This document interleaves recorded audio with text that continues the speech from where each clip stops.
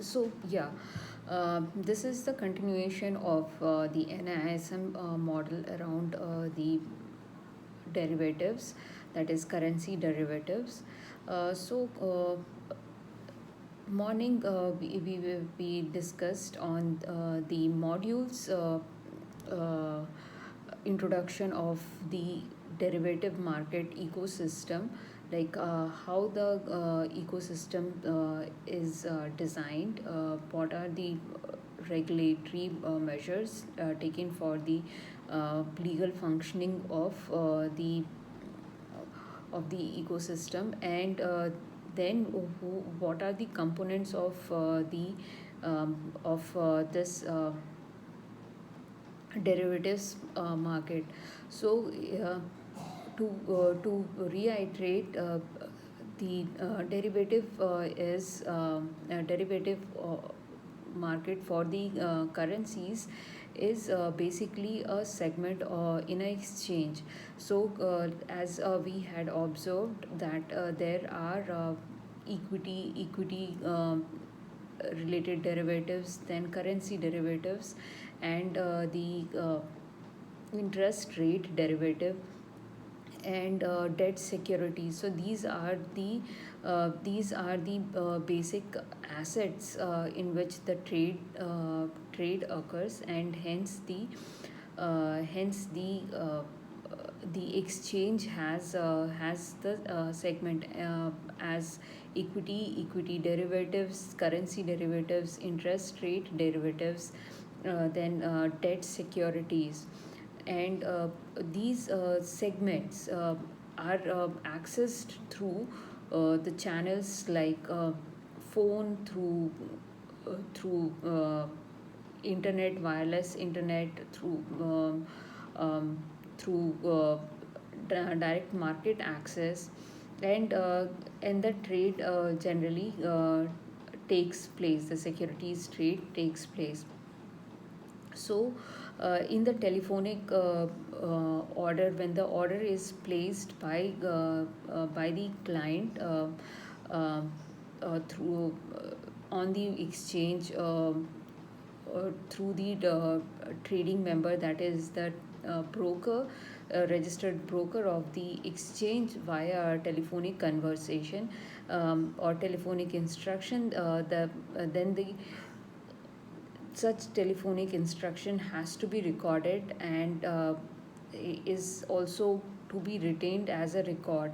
So this is a SEBI guideline for all the trading brokers who take orders on through telephone, to enable telephonic recording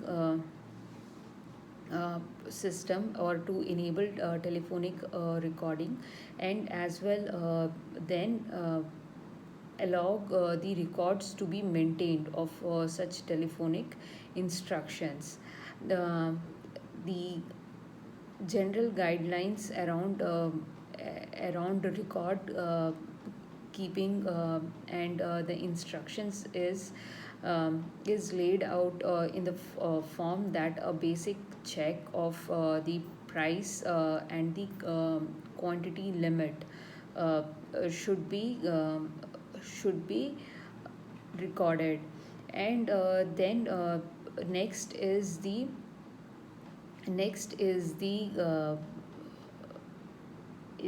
internet.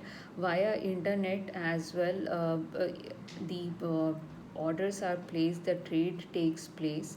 So via internet, the the TWS, that is trade workstation, which is the terminal through which the trade broker, or the trading member accesses the exchange, or is the connecting point, is also accessed through the internet, the to have the order placed for buy or sell of the derivative. or to trade, the client or the client opens an account via by completing the KYC, by completing the onboarding process, documentation process, and it is the trading member or the broker's responsibility to provide the client, upon such account opening, the unique client code and the user ID, which should allow the client to also access the uh, TWS, the workstation via the internet. And this is uh, a mandate from SEBI that any order that is placed on behalf of client by the trade broker should have the client's unique client code ID mentioned, as it's the ID number of the client. And then the user ID is also provided by the trading member or the trade broker uh, for uh, uh, the trading purpose to the client. The unique client code should be linked to the PAN number or PAN card of the client, and that is how the register is maintained for the um,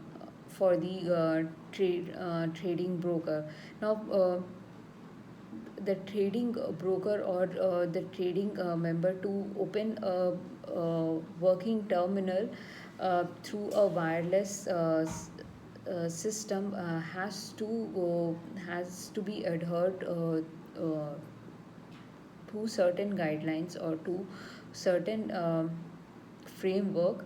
That is, it should provide cyber security. It should protect the data of the clients, and also the server should be of the trading broker. So it is required by the uh, s- uh, uh, required by the trading member to maintain a certain standard of platform um, as a service to the client for the trading purpose, for the order maintenance uh, as within the guidelines of SEBI. Now, the information that is provided or through the system is of basically two kinds. The first information set is of the trading member, where the information related to his own order placed, order outstanding, order logs, order entered, and trade details. These are major information related to the trading member itself, disclosed on through the systems. Next is the market information, the contract outstanding, contract entered, or the market or the contract price, or the market or the contract outstanding, any additional information. All these market information has to be disclosed by are or rather disclosed, or rather is an information available on the system. So, what are these software or facility? So, one thing is around the trading. The trading can be also through algorithm, where the manual specification is not needed from the client side, and algorithms perform the trade through an automated function. Uh, so the algorithms are basically uh, automatic functions, and it is independent. And again here, since the automatic algorithms can emancipate their own functions, there is a need for such risks to be eliminated. Hence, again, the server risks, the server instability risk, the other risk and controls, risk controls should be in place, and should be taken care by the brokers, taken care by the trading broker for such platforms. The uh, uh, the SEBI guideline around trading uh, is and especially for high frequency trading, which is latency sensitive, which has higher turnover per day, and um, uh, has high order to trade ratio, uh, has to be audited every 6 months, especially with respect to the quantity placed, and the quantity limit uh, in placed, and as well as the price that was ordered. So these audit checks every 6 months has to be done to avoid the algorithmic emancipation uh,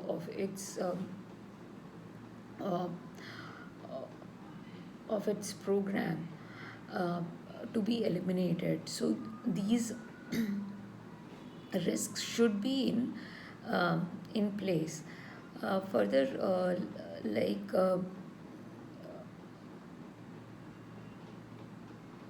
the mandates from the SEBI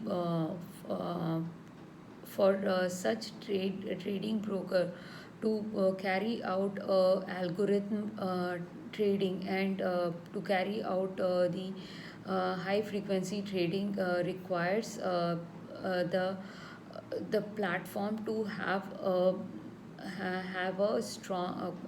KYC and documentation process done for the clients, as these automated requests or trades, or order of buy or sell doesn't require any input from the trade broker. So they have to have the uh, they have to have the KYC and onboarding documentations done for the platform. Next, next uh, on the trade brokers' responsibility and functions are that trade brokers can maintain two kinds of accounts. One is the proprietor account, through which he himself can do the trade. He himself can manage the trade, whereas uh,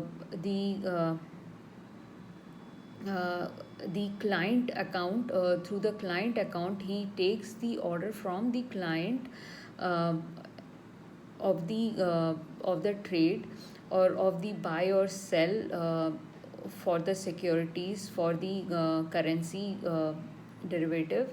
And he that information again has to disclose the price ordered and the quantity ordered. So basically, when a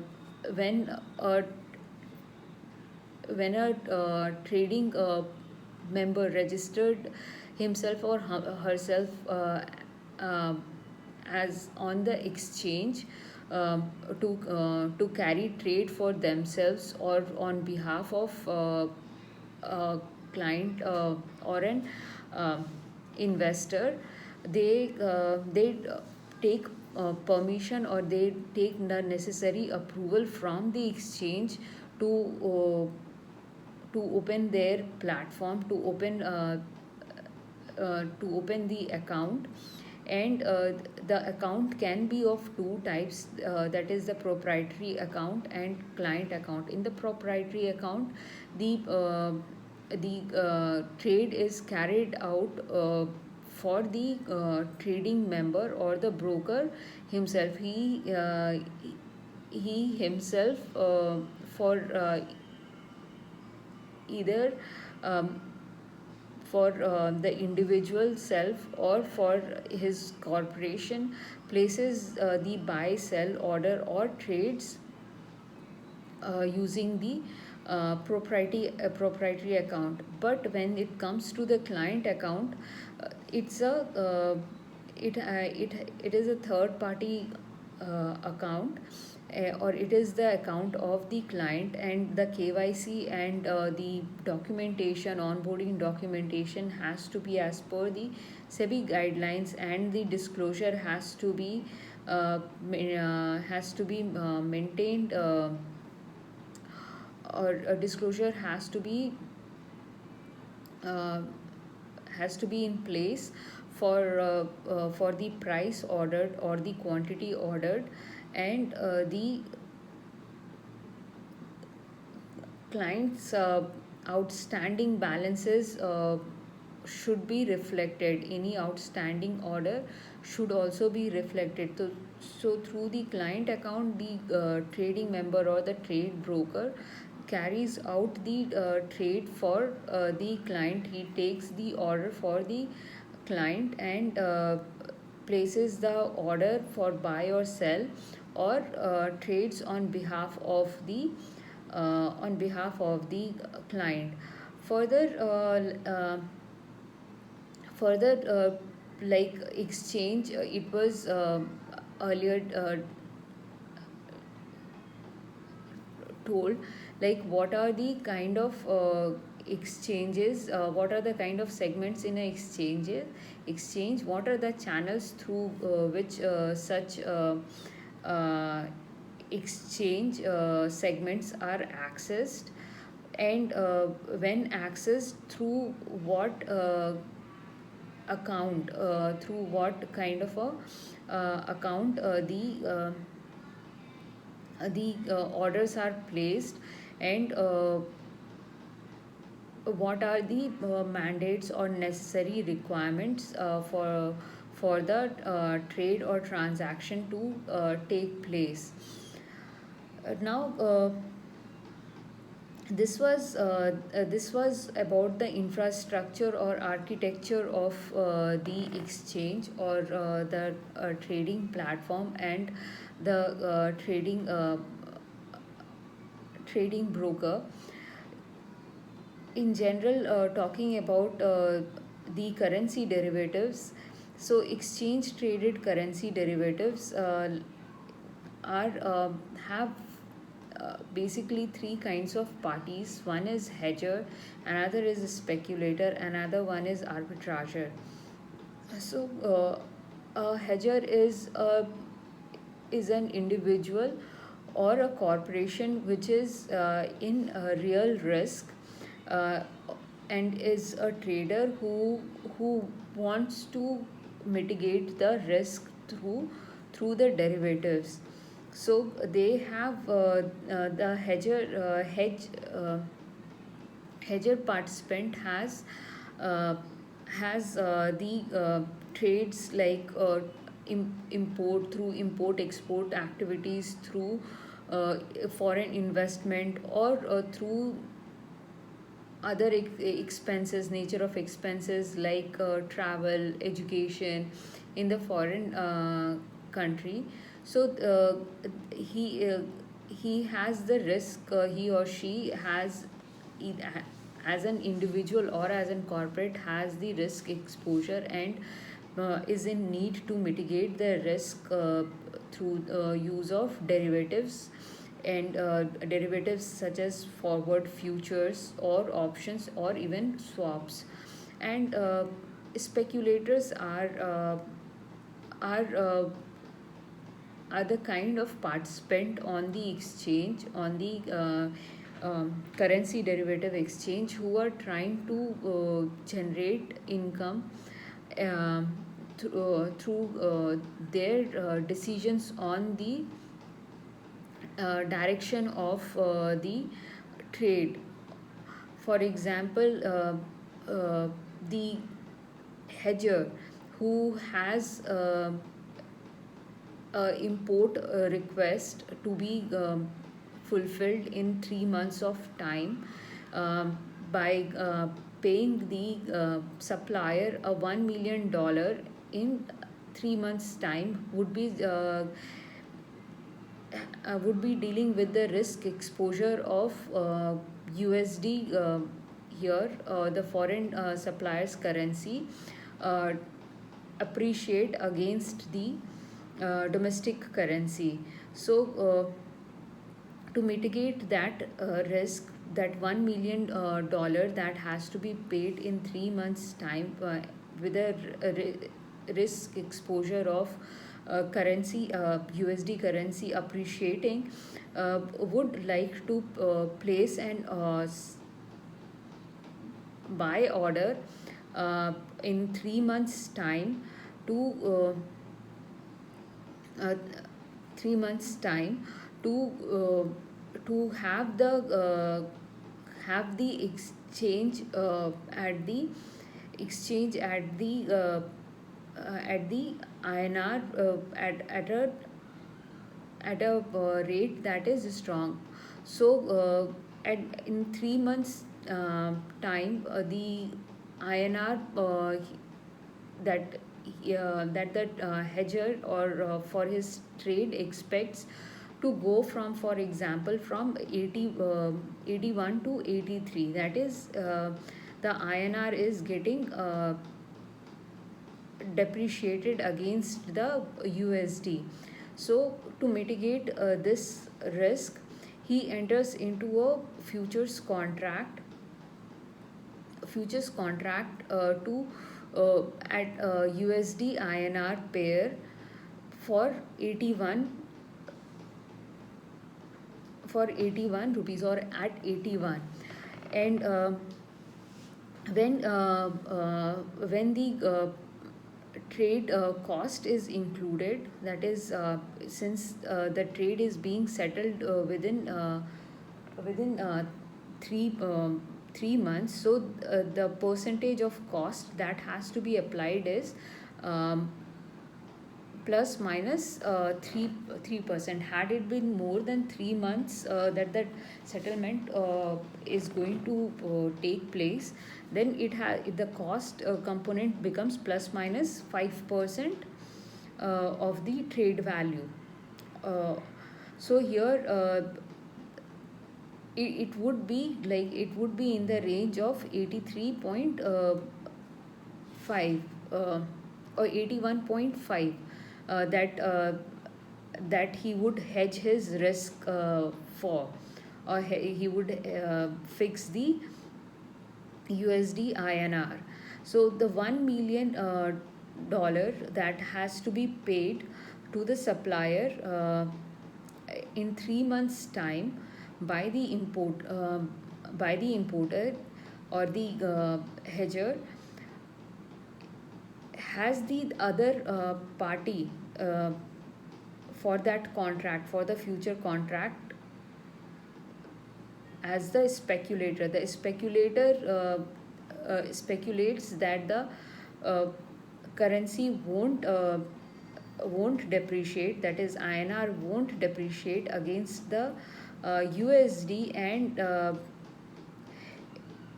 hence enters into a contract with the hedger.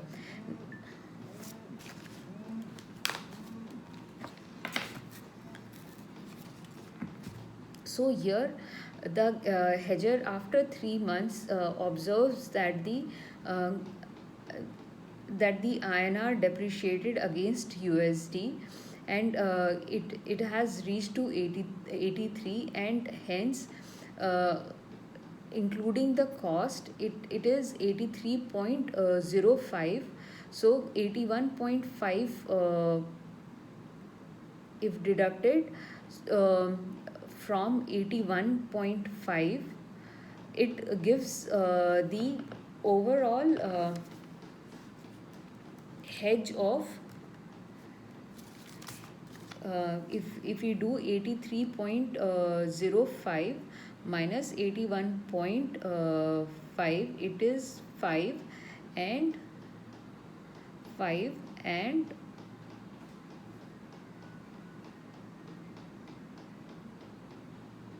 1, it is 1.55.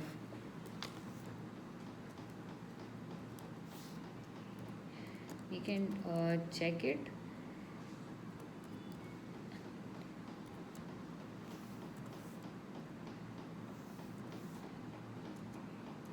Yeah, so he by entering into a futures contract, the hedger mitigated a loss of 1.55 on the contract. So on the $1 US to pay a 1 million USD, it in Indian rupees it would have been 83 million USD, 83 million rupees. And since he entered into a futures contract, he had to just for the overall contract, including the cost, he just had to pay 81.55. Excuse me. Hence saving around 1.55 million of loss. Here the speculator, who was the other party for the futures contract, who speculated the INR to uh, to go stronger against the USD, or get uh, or to appreciate against the USD. Uh, the direction which the speculator betted was somewhere around 80 or 79, but here the hedgers contract stayed true and valid, and hence the risk of 1.55 million was mitigated. Now in uh, uh, in terms of the deal, there are few elements, or there are few calculations that has to be done. Like here in example, though legally the cost is for a 3 months contract is plus minus 3%, and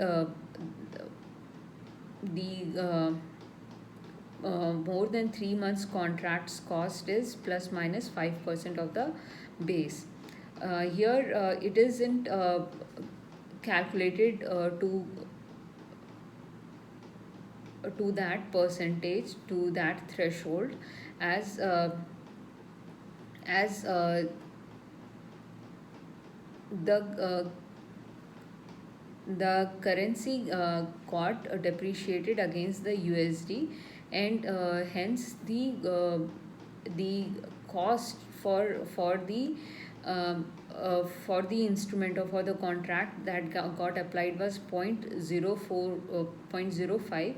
And since the hedge instrument was effective, the cost that was applied to buy the USD at 81.5 after 3 months time along with the cost. It is zero point 0.5 as the cost that is applied. So the net effect here, the effective price that can be calculated uh, for the overall deal or for the overall transaction is always taking the final spot price excluding the cost, that is 83. Here 83 is the spot price without the cost, and the loss which got uh, eliminated, so minus 1 point uh, no it has to be the other way around. So the spot price 83 has to be taken, uh, that is without any cost, on the transaction day, on the day the derivative is exercised. The spot price without the cost is taken, and both side, the dual side of the transaction, that is from the speculator's side as well as from the hedger's side, it is the net loss has to be calculated. So the uh, uh, speculator had bet uh, for strengthening of the INR against the USD, and was up was on 80.05, whereas the hedger was 81.5. Then the uh, then the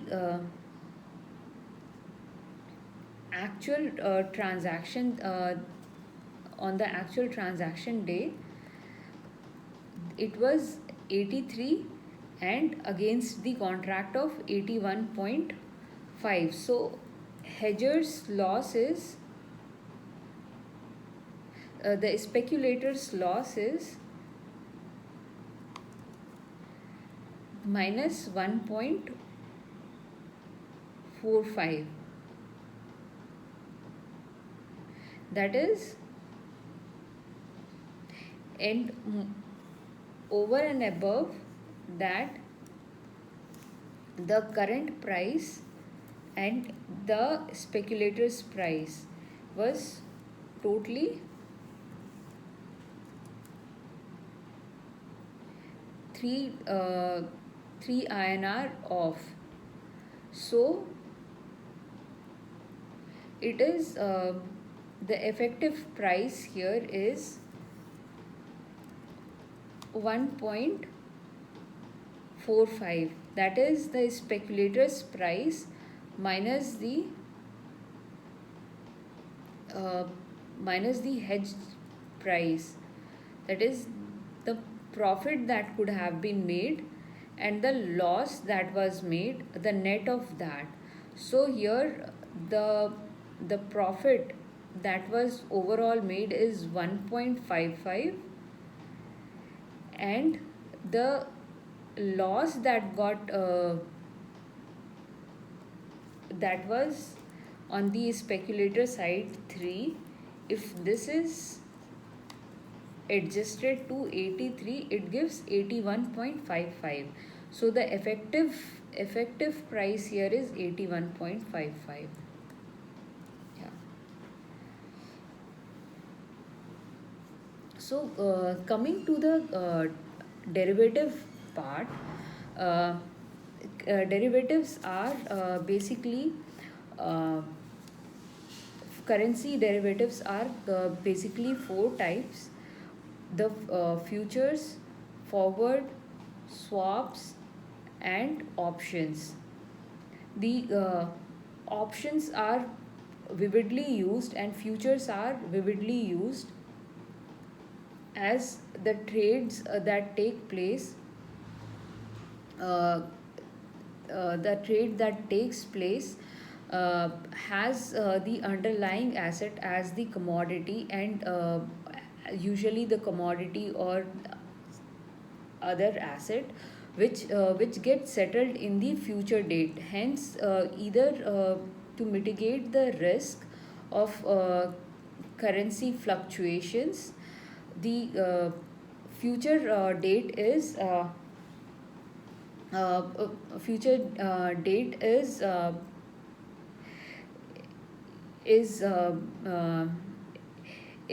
when the contract is taken place takes place for assigning the derivative.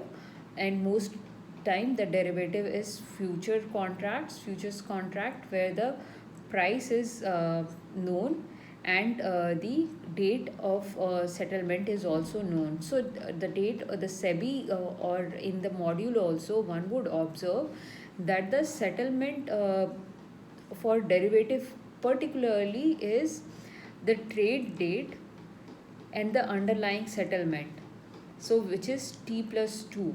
So the futures date, contract date, is more than or is greater than the T plus 2 date. It is generally T plus 5 fifth date.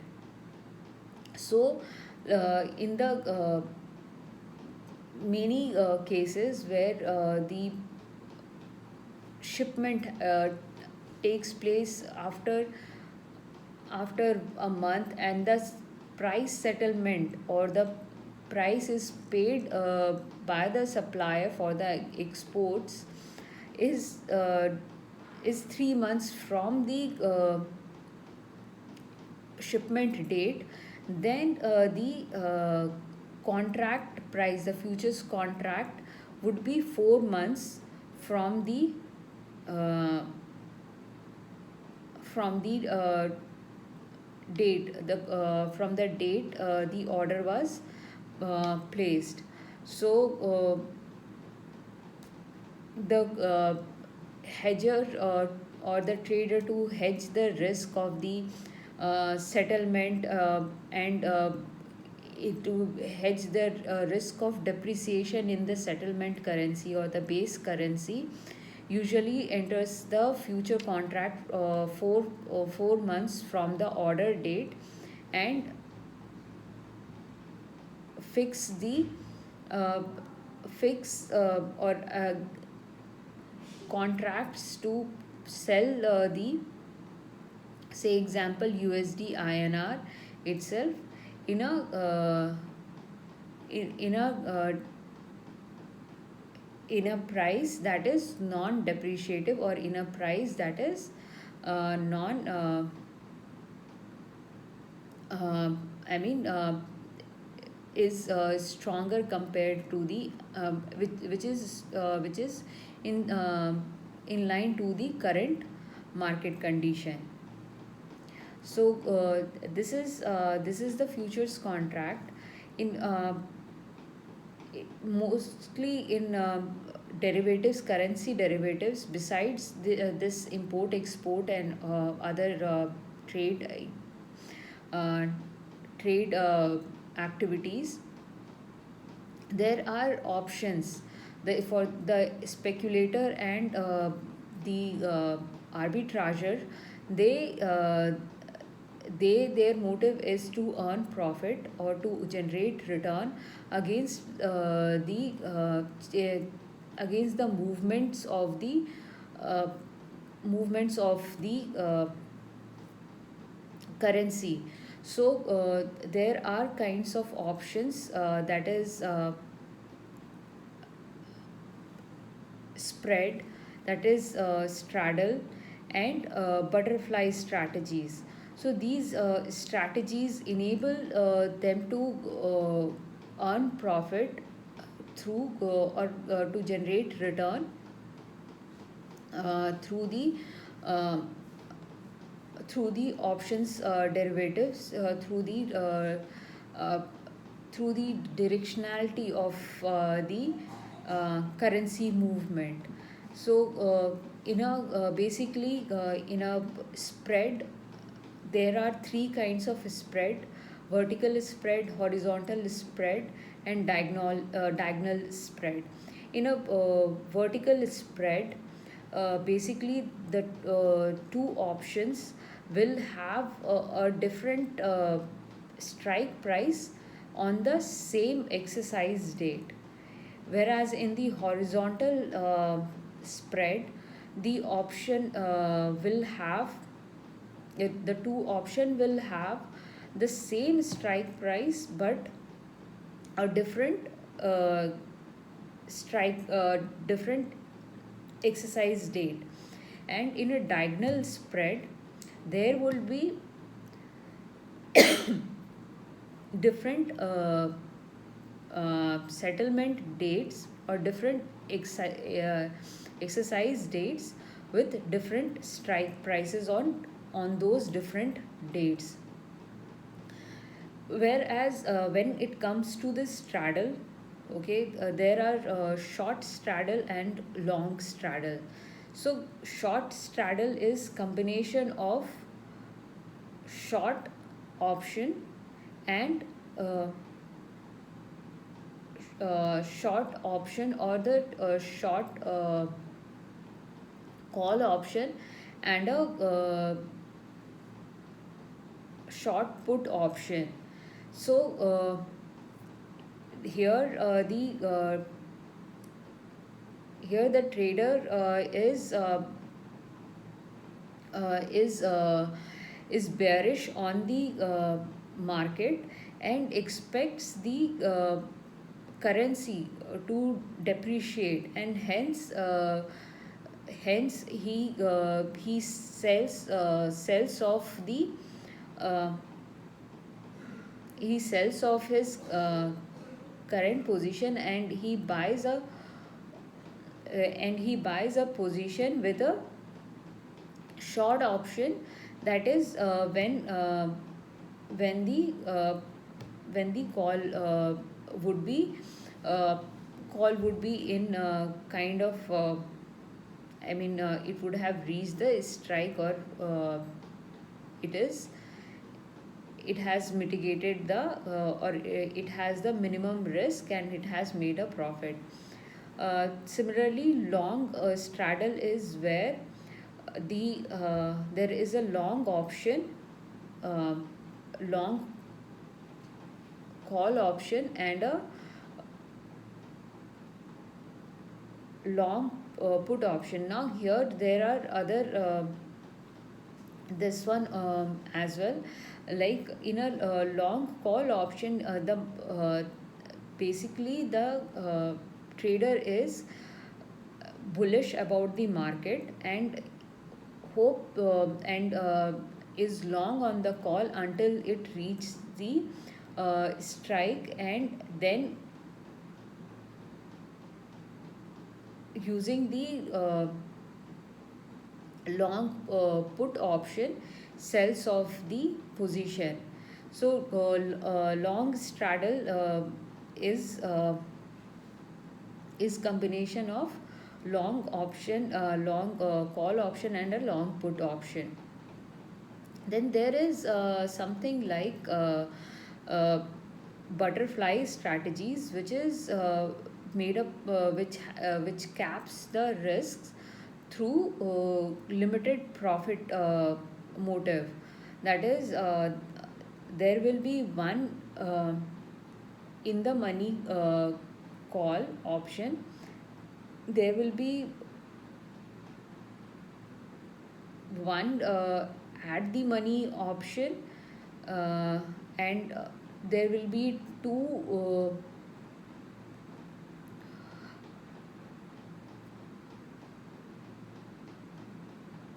out of money options, put options, which the trader wants to sell off. So butterfly strategies, like it minimizes the risk. It is a limited profit strategy, and all these strategies enables the speculator to or the arbitrager to make profit. Now again there's for in the currency trade there is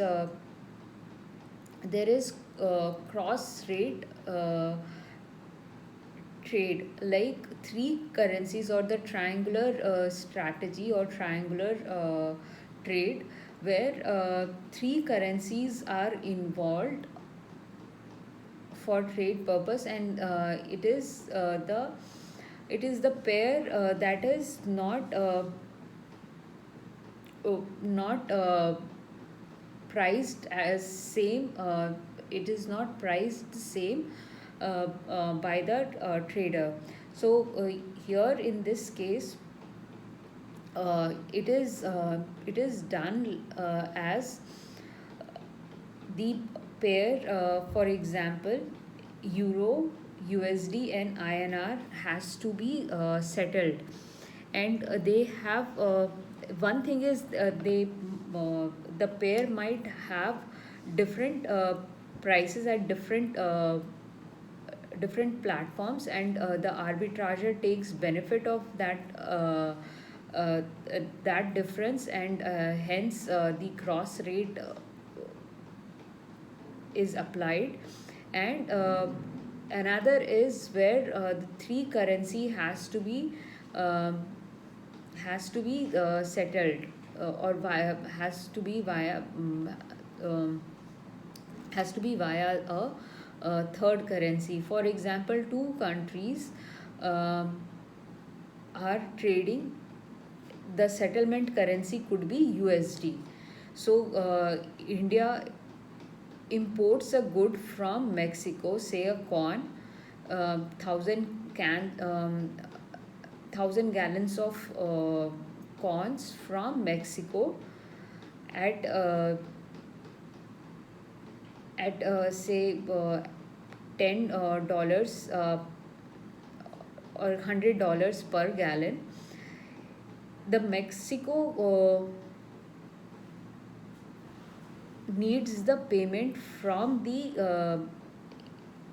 INR importer in USD. So the triangular settlement uh, has to be applied here, wherein the INR trader first has to buy the USD. So he enters into the futures contract or a call option and buys the USD in the trade settlement time, in near around the trade settlement time, and then pays that to the Mexico, converts it into the Mexican currency and pays it in the Mexican pesos. So the design of the trade is triangular. It is in cross rate strategy. So these ones has to be revisited, and there are the module has the problems given, and questions to be solved. So it will be further through the various cases, there will be further clarity.